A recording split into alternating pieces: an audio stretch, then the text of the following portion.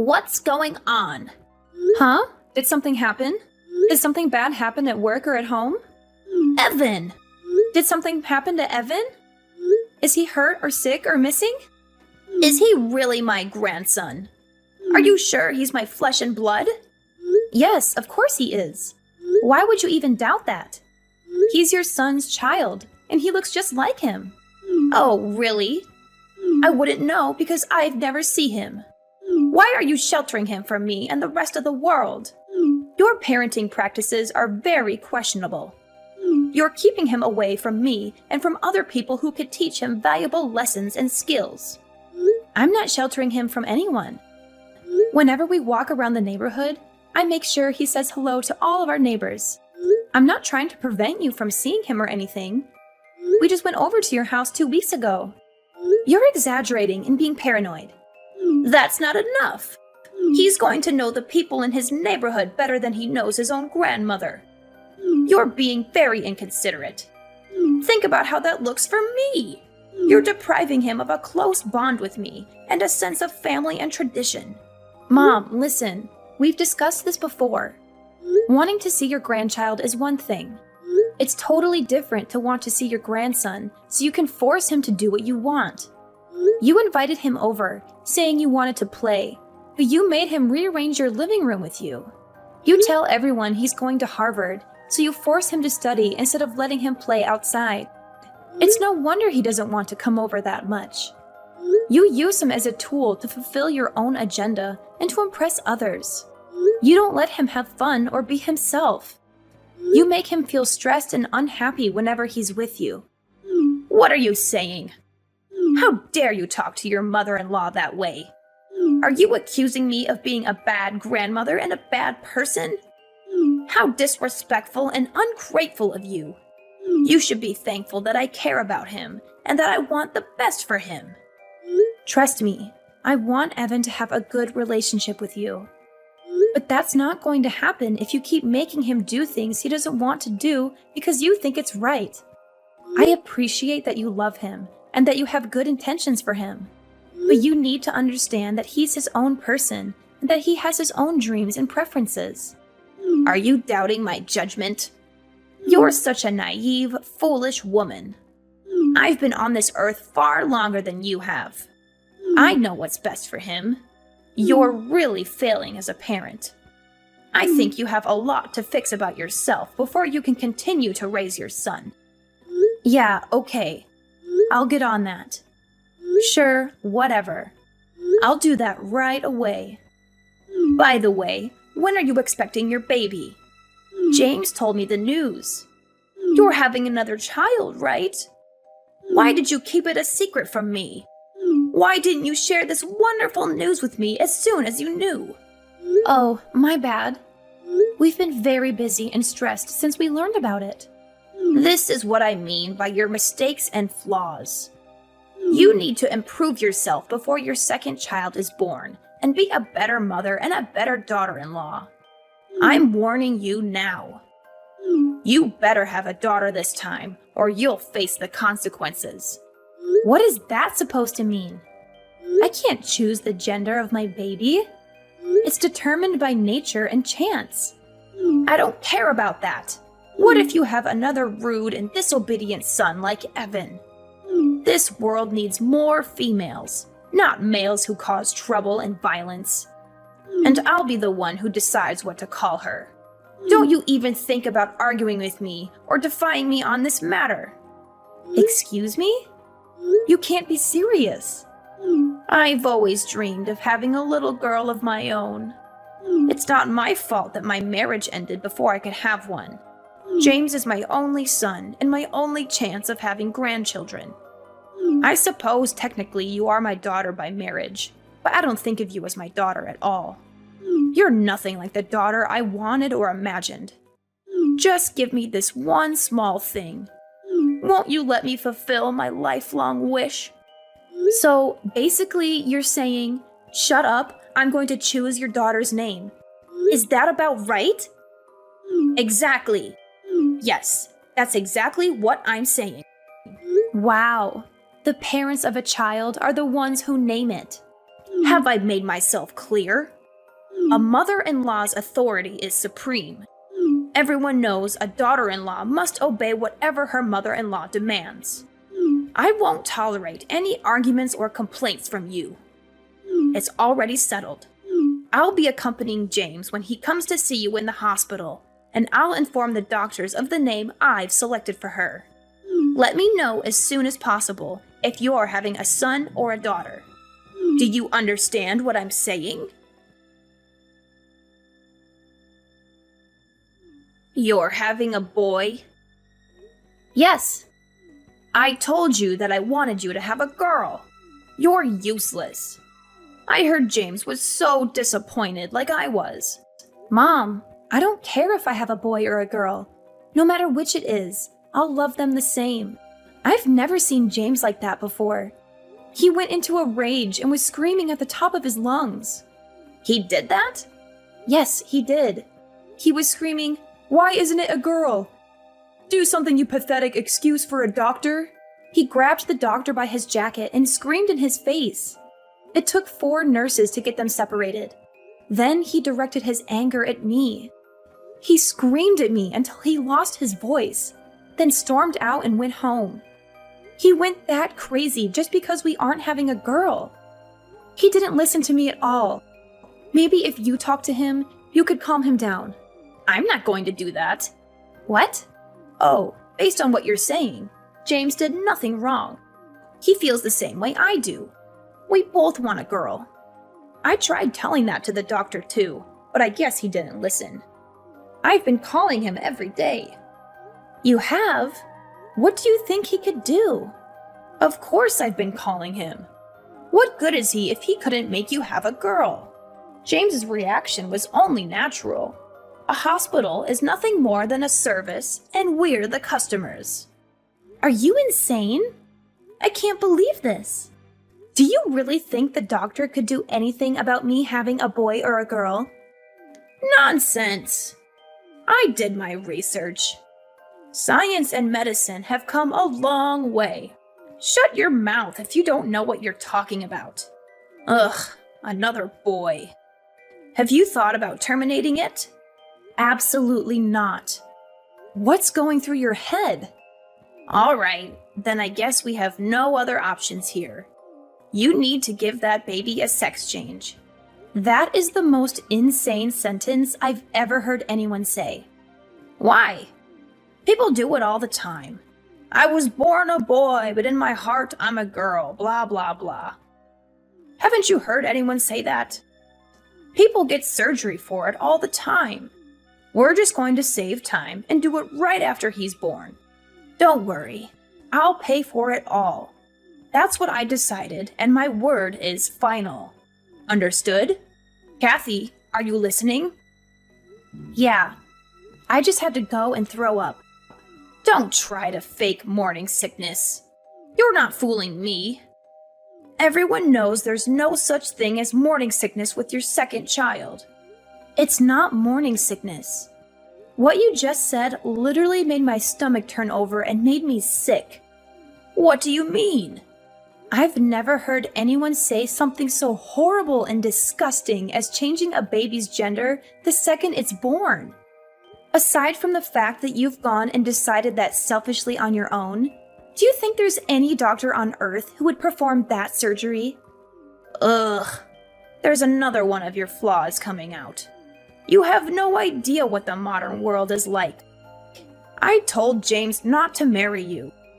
I wish he would have listened. If you don't change that attitude, I'll be forced to take drastic measures. Go ahead. I'm sick of talking to you and listening to your ridiculous and horrific demands. I'm not listening to another word. Kathy, is everything okay? You seem a bit off lately. What do you mean? Yeah, everything's okay, I guess. Why do you ask? What's with all this stuff that just got sent to our house? It's like someone is moving in. I don't remember sending you anything. Are you sure it's for us? It's not a package. It's suitcases and boxes. It just showed up. A moving truck showed up and unloaded about 10 boxes and suitcases. They're labeled clothes and furniture. What do you mean? I didn't send anything like that. Huh? You don't know what I'm talking about? I opened one of the boxes, and your clothes and bags and a bunch of other stuff were inside. It looks like it was all just thrown in. None of it is folded. What? That's so strange. I have no idea why that would be sent to your house. Do you have any idea why all of this would be sent here? Is everything going all right with James? Mom, I'm going to come stay with you and Dad, if that's okay. I have off for the next 2 days. James and I are going through some stuff right now. Of course, no problem. I'm here if you want to talk about what's going on. We'll make sure everything is ready for you when you get here. Hey, Kathy. Did everything make it to your parents' house? I knew you were behind this. No need to repay me for the moving truck. It was my pleasure. Of course, James thought it was a good idea, too. We sent over the divorce papers, too. They'll probably arrive tomorrow. Be a good girl and sign them ASAP. Divorce papers? James and I haven't decided on anything regarding a divorce. That's something a husband and wife decide, not the mother-in-law. No need to talk. James has already said that that's what he wants. He told me to text you because he doesn't want to talk to you. Is that so? Isn't he concerned at all about his children? Oh, you mean that little brat and the fetus inside you? He said you can have them. He said he doesn't need them anymore. Don't worry, he agreed to pay child support. Ugh, whatever. I'll sign the papers and bring them down to the courthouse tomorrow afternoon. Would you look at that? As soon as money comes into the conversation, you agree right away. You are not even trying to hide the fact that you're after his money. I don't care about that money.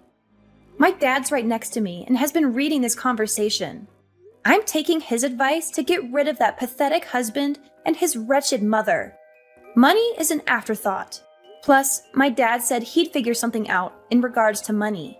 Your father said that? As in, your father, the real estate agent, said he'd take care of money. He's never given your James a cent up until now. He said he wanted us to learn the value of $1 on our own before he helped us out at all. I respected his choice to not give us any handouts. We never needed any help anyway, because I make a good salary at my job. But now if he helps me financially, I won't need any money from you two monsters. Well, isn't that nice? Daddy coming in to save the day, saving you from the evil villains you're making us out to be. That's ironic, since you're the only one who's to blame for all of this.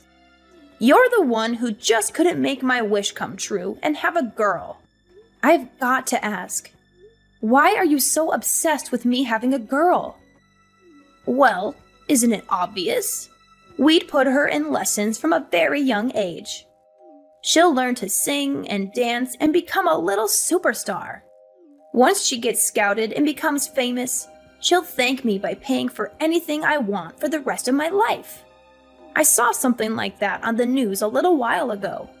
If she has James's genes, she'll be gorgeous. On the other hand, a boy will be completely useless to me. Unbelievable! You only care about how to use the child for your own personal gain. Isn't it natural for a child or grandchild to care for the people in their family? If you don't want any child support, that's fine. Don't come running back to us when Daddy runs out of money to give you. Sure. Whatever. In return, I want you and James to never contact me or my family ever again. There's nothing I want more than to never, ever see you again. We get to cut you out of our lives, and we don't need to pay you anything.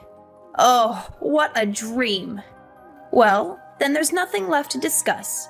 Have a nice life, you worthless, pathetic woman.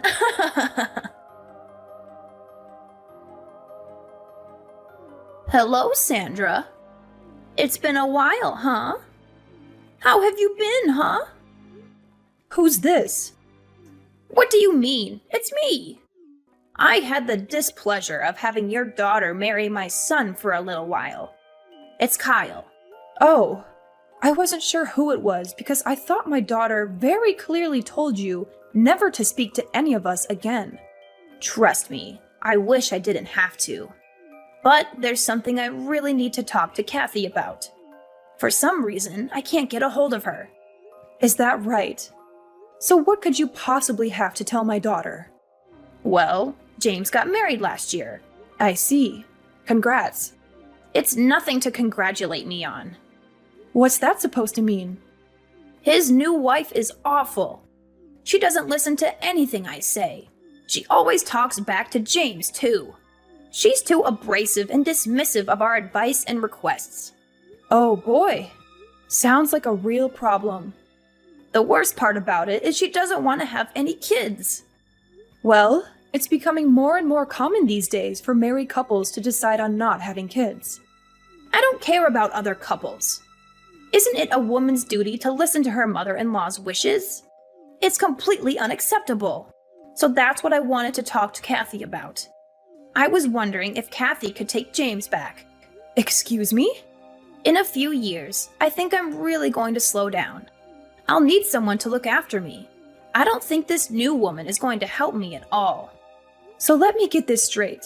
You want Kathy to come back so she can take care of you when you get old and feeble? Oh, not just that. If she comes back, I'll forgive her for having a boy instead of a girl like I wanted. I won't say anything else about her having a girl. What do you think? I don't even have to ask her. It's a resounding no. What? He's married now. What is he going to do about his new wife? Well, of course I'll have them get divorced. She's not a good fit at all in this family. That's what I thought. I don't think there's a woman on earth that's a good match for your family. Pardon me? Actually, I'll put it this way. You and your son are not a good match for my daughter. There's absolutely nothing you can say or do to convince me to let Kathy go back. Is that so? Like mother, like daughter, right? Oh, you're both disrespectful. Not to mention you're both good at getting on my nerves. Fine. I'm never going to contact you ever again. Really? Oh, that's great. I don't need a worthless woman who can only have boys. Oh, by the way, we named the baby Ricky. What? Kathy said she wanted me to be the one who named the baby. It took me a while to think of a name, but I really liked Ricky. Once she was born, she really did look like a Ricky. What are you talking about? Wait 1 second. Yes? Your daughter had a boy, didn't she? Nope, it was a girl. What? You didn't know? Of course not. The doctor said she was having a boy. Oh, that's right. Turns out the first ultrasound didn't get the best view of the baby. After the third checkup, the doctor confirmed she was having a girl. Oh, she's the cutest little girl on earth. She really resembles my daughter. I don't believe you. I know you're lying to get on my nerves. I'll have to come over there and see for myself. Do not come anywhere near us. If you really don't believe me, I could send you a picture. Never mind. Not going to happen. We've decided as a family to keep my granddaughter's identity private. There are a lot of crazy people in the world, you being one of them. Did she really have a girl? Yes, she did. Speaking of little Ricky, I have to go pick her up from preschool. Wait a second. Okay? Sandra, please. What? My life these days has been miserable because of my son's new wife. My son doesn't do much for me anymore either. There's a chance they might kick me out of their house. Oh, I was hoping you could welcome me into your family. It's not fair. Why do you get to see your grandchildren every day? They're my grandchildren too. Are you trying to become a comedian or something? It's not a joke. I'm being serious. Please, just try and convince Kathy to change her mind. Give me a second to think about that. Absolutely not. You'll never be a part of this family, you psychopath. Have you already forgotten what you put my daughter through? Stop! That's all in the past. Water under the bridge. I want to see my grandchildren. You're the one who didn't care about what happened to them. We have no obligation to let you see them. You're such a stupid woman, aren't you? You're so selfish keeping your grandkids all to yourself. You're horrible. How do you expect a woman like me to live on my own if they kick me out of their house? If anything happens to me, it's your fault. You'll be fine. I actually came up with a great idea. What is it? Get a sex change. Science and medicine have come a long way. Shut your mouth. I'm going to block your number if you say stupid things like that. Sandra, are you there? After that, my ex-mother-in-law unexpectedly arrived at my parents' house and caused a huge commotion.